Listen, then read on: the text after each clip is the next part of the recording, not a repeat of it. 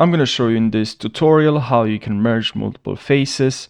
So let's add a cube, let's go in blend edit mode, and let's subdivide.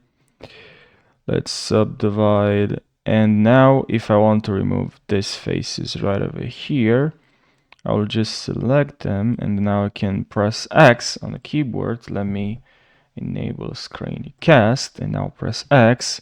If press X, make sure you select faces, and then you can just remove this face, as you can see. But if you still want to keep the faces, so there's still the mesh, make sure you click on dissolve faces, and now you still have the mesh. But if you go in vertices, click on here and vertex select.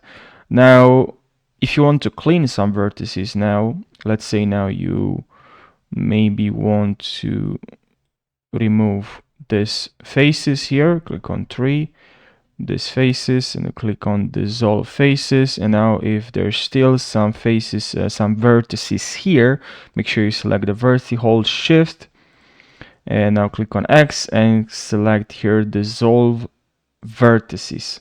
All right, if that's what you want. But yeah, like maybe you want to merge these faces now because you have this shape, this weird shape here. So click on M, and I'll click on merge at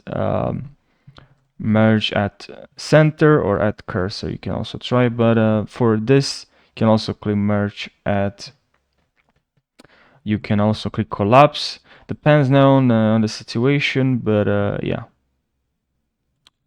depends now. But anyways, guys, I really hope you found this tutorial helpful. Make sure you subscribe for more, and I'll see you in the next video. Take care.